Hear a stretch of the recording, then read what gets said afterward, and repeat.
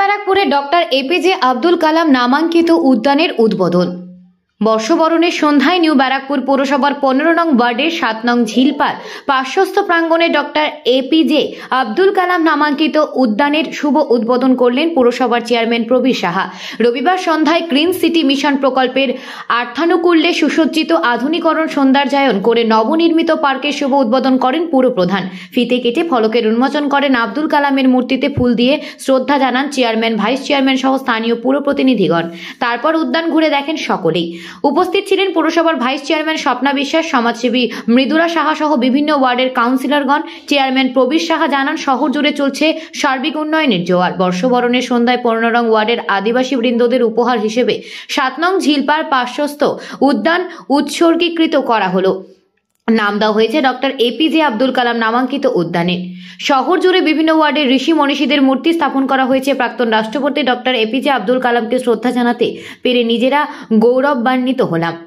আগামী প্রজন্মের কাছে তার ভাবনা চিন্তাধারা তুলে ধরে এগিয়ে নিয়ে যেতে হবে সমাজকে। 15 নং ওয়ার্ডের নাগরিকদের কাছে আগামী দিনে এলাকার উন্নয়নের বার্তা তুলে ধরেন। জলের ট্যাঙ্কের কাছে দেবীঘাটের পুকুরের আধুনিকরণের সৌন্দর্যায়ন করা হবে, মানুষের ব্যবহারযোগ্য করা হবে, চালচিত্র বদলে না দেওয়া হবে, নিকাশি সংস্কার করে রাস্তার দুধারে কভার স্ল্যাব ট্রেন করে রাস্তার উঁচু করে মানুষের চলাচল উপযোগী করে তোলা হবে। অনুষ্ঠানে উপস্থিত ছিলেন এলাকার বিশিষ্ট ক্লাব সংগঠনের প্রতিনিধি সহ এলাকার মা বোনেরা, মাসিমারা।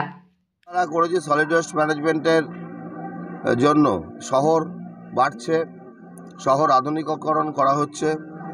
আগে সেই জায়গাটাকে আমরা সুন্দর করে তৈরি করলাম 3 নম্বর ওয়ার্ডে 8 নম্বর গেটের পাশে। আর আজকে বিকালে ডক্টর এপিজে আব্দুল কালাম নামাঙ্কিত এই পার্ক উদ্বোধন হলো। এটার থেকে আমরা মেসেজ দিলাম যে সকালবেলায় সমস্ত জিনিস আমরা ঘর থেকে আবর্জনা বের করে দেওয়ার জন্য যে একটা জায়গার প্রয়োজন, সেই জায়গাটা নিউ ব্যারাকপুর পৌরসভা করলো। আর বিকালবেলা সুন্দর একটা ঘ্রাণ নেওয়ার জন্য ডক্টর এপিজে আব্দুল কালামের মতন মানুষের নামাঙ্কিত পার্কে আসলো। এবং উনি চেয়েছিলেন যে পার্কে ওনার বাড়িতে উনি একটা কাঠবিড়ালি নিয়ে এসেছিলেন। সেই কাঠবিড়ালিটা চলে গেছিল। পরবর্তী অধ্যায়ে উনি একটা গাছ আনলেন, কাঠবিড়ালিটাও ফিরে এলো এবং অন্যান্য পাখিরাও ফিরে এলো। আমরা এখানে বায়োডাইভার্সিটি চিন্তা করছি এবং এই পুকুর পাড়ের ধারগুলোতে আমরা বিভিন্ন ফলের গাছ লাগিয়েছি।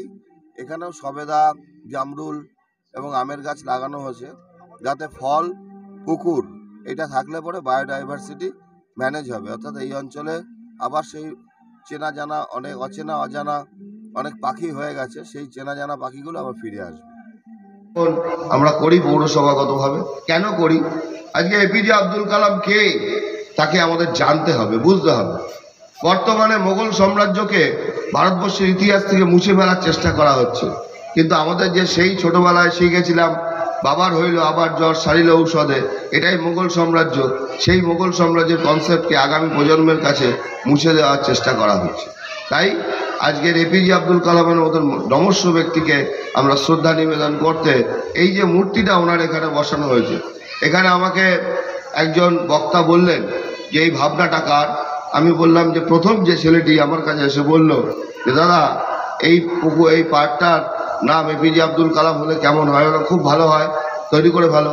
সেই ছেলেটির নাম অরুণব ঘোষ, আপনাদের এই পাড়ার ছেলে, সেই এই কাজের বরাত পেয়েছে। তাই জন্য আমি তাকেও ধন্যবাদ জানাচ্ছি। সকলকে